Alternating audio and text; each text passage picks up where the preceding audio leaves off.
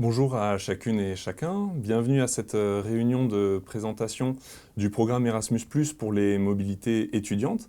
Alors réunion que nous tenons d'habitude en présentiel, en amphi, et en raison des conditions sanitaires cette année, donc c'est une première pour nous de tenir cette réunion en visio. Mais donc on est quand même très content de pouvoir vous rejoindre aujourd'hui pour vous présenter ce programme de mobilité. Concrètement, nous allons vous présenter l'ensemble du programme et ses principales caractéristiques, comment vous y prendre pour candidater sur une mobilité du programme Erasmus. Et d'ici quelques jours, nous organiserons une séance en direct sur le web par un live chat où nous répondrons cette fois à vos questions que vous aurez pu nous poser entre-temps à l'adresse mail qui s'affiche et à laquelle vous pourrez écrire pour poser vos questions. Et donc nous répondrons à vos questions en direct lors de ce live chat. Voilà. Donc les mobilités Erasmus, donc nous c'est un programme que nous mettons en place à la direction des relations internationales et de la francophonie, et nous sommes là pour vous accompagner, pour monter votre demande de mobilité, et ensuite, si vous êtes retenu pour la mobilité, vous accompagner pour préparer votre projet de mobilité. Le premier élément pour nous qui est important de mentionner, c'est que c'est votre projet à vous. C'est vous qui le mettez en œuvre, c'est votre projet d'études à l'étranger, et nous sommes là pour vous expliquer comment cela fonctionne et pour vous aider à l'organiser. Alors pourquoi la mobilité Erasmus? On pourrait commencer par cette question. La mobilité Erasmus, c'est une expérience enrichissante, puisque vous avez l'opportunité pendant un semestre ou une année de découvrir un autre pays, une autre culture, une langue étrangère, d'autres personnes, des étudiants de ce pays, mais en général aussi du coup les étudiants qui eux aussi sont d'autres pays en Erasmus avec vous. Et du coup, c'est une expérience assez unique dans votre parcours d'études. Et nous ne pouvons que vous encourager à mener ce projet. Même si c'est un défi pour vous de monter ce projet, ça veut dire inclure dans son parcours d'études une mobilité, c'est quand même pas neutre, ça demande de la préparation, ça se rajoute en charge d'organisation, mais nous, notre message, c'est que ça en vaut la peine. Donc allez-y. Lancez-vous. À partir d'aujourd'hui, vous aurez toutes les informations nécessaires pour vous lancer et commencer votre projet. En fait, la mobilité Erasmus, ça va vous apporter un enrichissement à la fois personnel, mais aussi un enrichissement dans votre cursus académique, puisque vous pourrez valoriser ensuite, quand vous candidaterez en master ou sur d'autres formations, vous pourrez valoriser votre expérience internationale. Et ultimement, vous pourrez aussi la valoriser dans votre parcours professionnel, puisque c'est une expérience qui est valorisée auprès des recruteurs. Alors, un premier point que nous abordons, c'est comment choisir son pays, comment choisir sa destination. Là-dessus, il y a plusieurs critères. Moi, je vais en évoquer deux avec vous. Le premier, forcément, c'est la question de la langue. C'est une question importante puisque, comme Raman vous l'indiquera, c'est une question qui fait partie du processus de sélection. Pour pouvoir être sélectionné sur une mobilité Erasmus, il faut que vous parliez la langue du pays ou alors la langue d'enseignement dans l'université, puisque certaines universités délivrent les cours en anglais pour les étudiants Erasmus, même si l'anglais n'est pas la langue officielle du pays. Un deuxième critère qui peut être appliqué pour choisir sa destination, c'est à la fois le pays, mais aussi au sein d'un même pays, la ville. La ville, souvent on est attiré par les capitales, parce qu'on les connaît, parce qu'elles ont un patrimoine culturel très riche. Mais le message qu'on peut vous faire passer, c'est attention de ne pas être trop obnubilé par les capitales. Les capitales, pendant votre mobilité, vous aurez tout le temps de vous y rendre le week-end pour les visiter. Il y a aussi toute une série de villes universitaires en province qui sont tout aussi intéressantes, il nous semble, pour la mobilité Erasmus, dans la mesure où la vie, souvent, le coût de la vie peut y être moins cher. Et donc, dans la préparation de la viabilité financière de votre mobilité, c'est un élément à prendre en compte.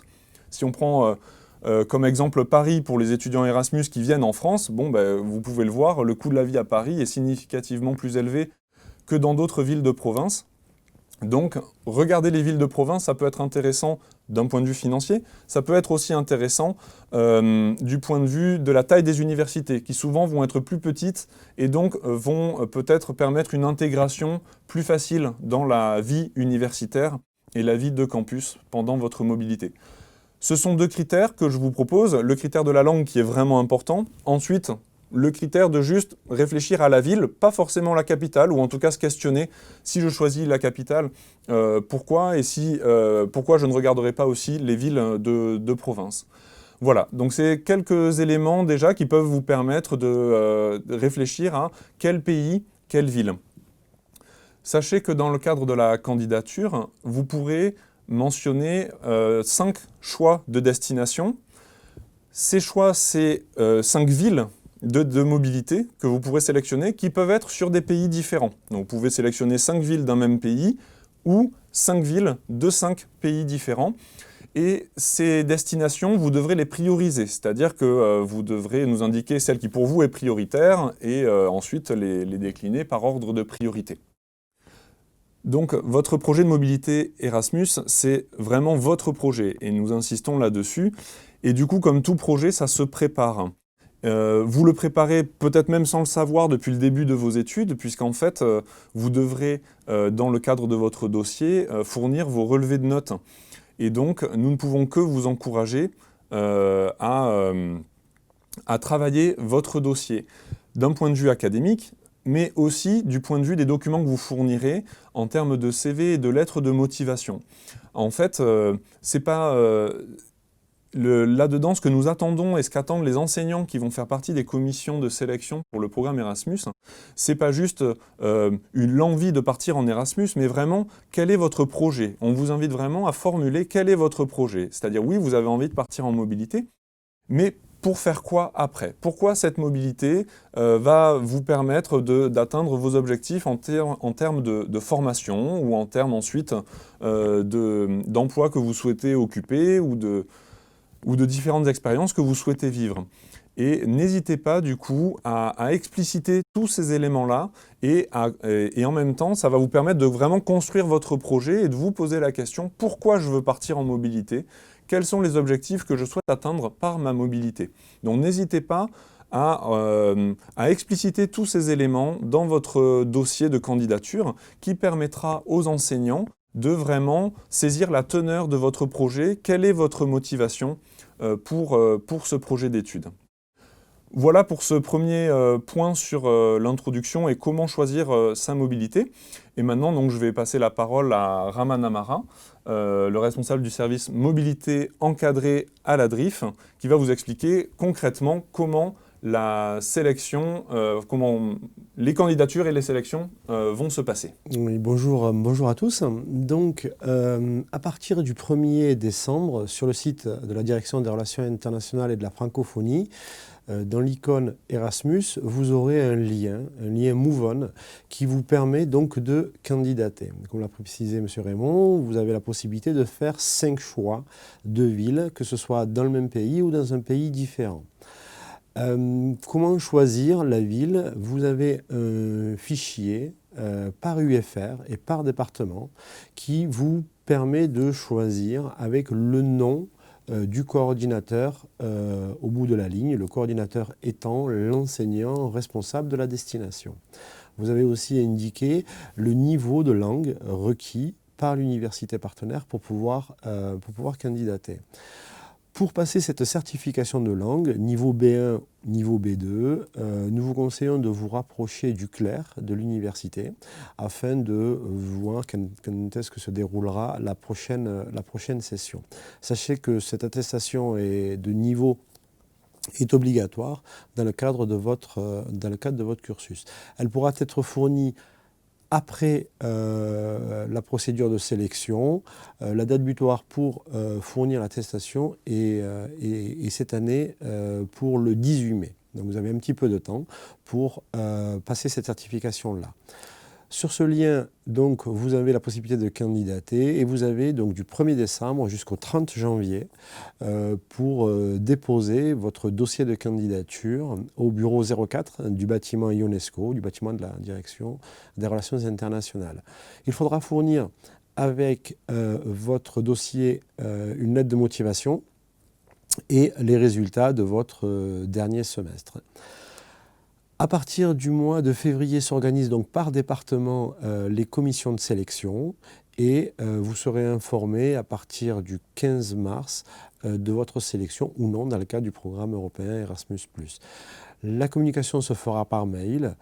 Voilà. Vous aurez ensuite une semaine après la réception de cet email pour nous confirmer de façon officielle votre volonté de participer au programme d'échange Erasmus. À partir de là, vous allez recevoir un email explicatif, détaillé des différentes étapes de la procédure d'intégration dans le programme européen. La première étape, c'est ce qu'on appelle l'application form, donc la préinscription. Vous devez donc aller sur le site des universités, enfin de l'université pour laquelle vous avez été sélectionné, pour vous préinscrire. Donc de la même manière, sur l'icône Erasmus de l'université partenaire, vous vous préinscrivez. La deuxième étape, et là cela dépend des universités partenaires et ça dépend aussi de vous, certaines universités proposent un logement, donc type logement universitaire. Donc si l'université vous le propose, vous avez le choix de l'accepter ou de le refuser si vous préférez louer de façon individuelle ou être en colocation. Voilà pour la deuxième étape. Concernant la troisième étape qui est capitale, c'est ce qu'on appelle le Learning Agreement, donc le contrat d'études. Donc M. Raymond va vous en dire un mot. Simplement, il doit être visé par votre coordinateur, donc l'enseignant responsable de la filière, et doit être transmis ou déposé au bureau 04 du bâtiment Ionesco pour le 18 juin. Pour le 18 juin, je passe donc la parole à M. Raymond pour la partie Learning Agreement.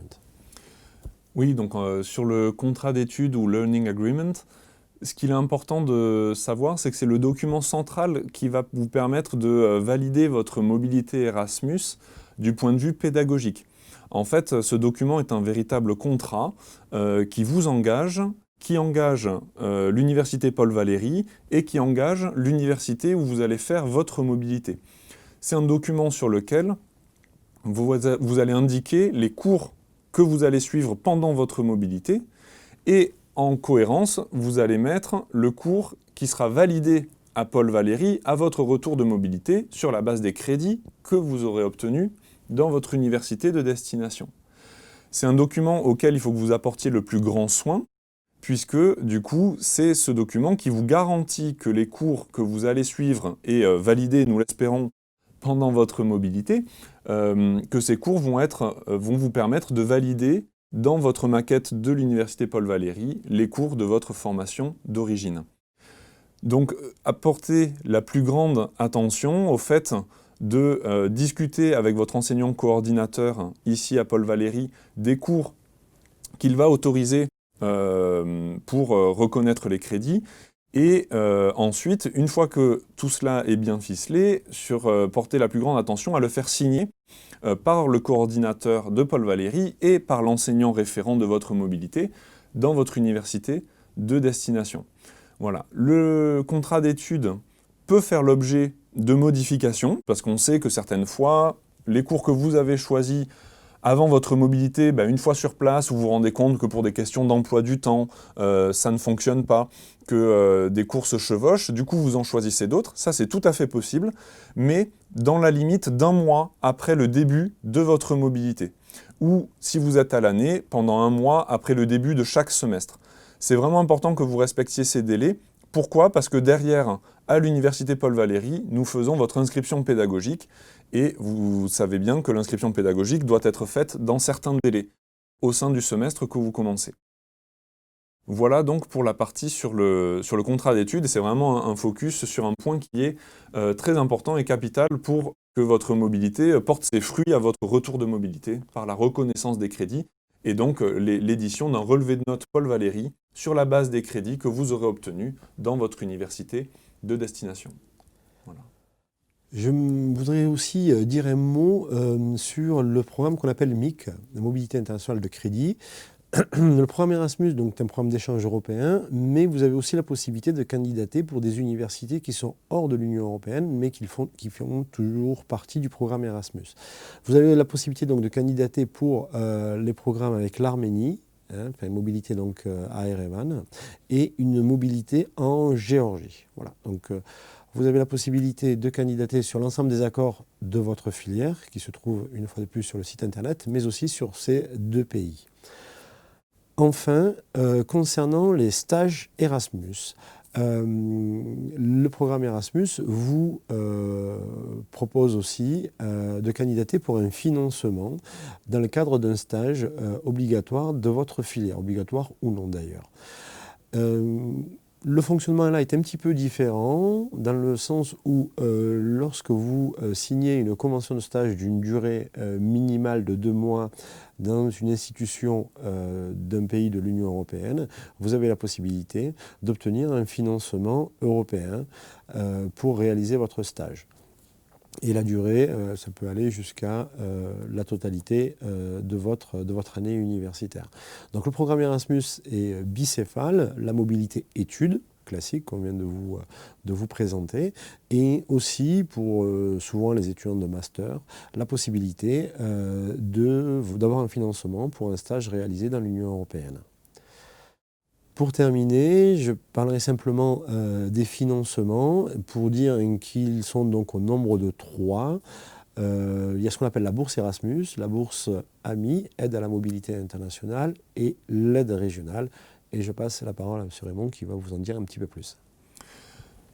Alors nous savons bien que l'organisation d'une mobilité d'un semestre ou d'une année a un impact financier important. Et le programme Erasmus et les autres dispositifs que vient d'évoquer M. Amara sont en effet là pour vous aider à financer le surcoût lié à votre mobilité. Donc, ces aides, ce sont 3 aides, donc l'aide Erasmus+, l'aide aide à la mobilité internationale par le ministère de l'Enseignement supérieur et de la Recherche, puis les bourses régions d'aide à la mobilité. Ce sont 3 financements qui ont des règles propres et qui, dans une certaine mesure, peuvent se cumuler ou non. Plutôt que de vous expliquer ça par visio, ce qui est un petit peu ardu, et on est à peu près certain qu'on vous perdrait, nous allons mettre en place un simulateur de bourse qui sera disponible sur la page web qui vous donne toutes les informations sur le départ en programme Erasmus. Donc nous allons mettre ce simulateur de bourse début novembre et qui vous permettra, selon votre situation, votre profil, votre destination de mobilité, de savoir à quelle bourse vous serez éligible et quel sera leur montant.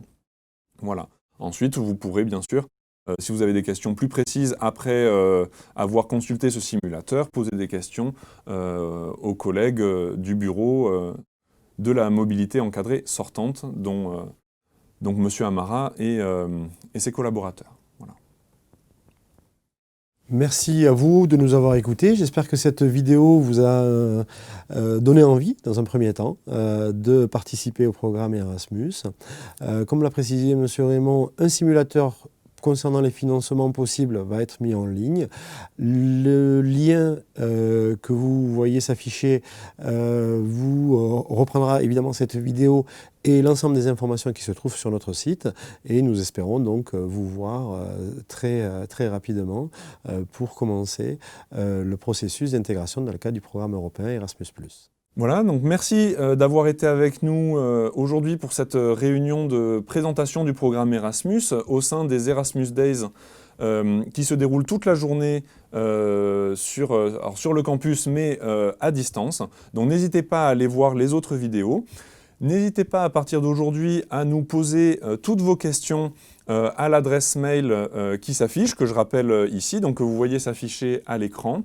Et d'ici donc quelques jours, nous vous retrouvons pour le live chat, pour que vous puissiez nous poser vos questions, donc soit par mail en avance, soit en direct par le chat, et nous y répondrons par visio, voilà, donc pour répondre au maximum de vos questions. Donc encore merci, bonne journée et à très bientôt.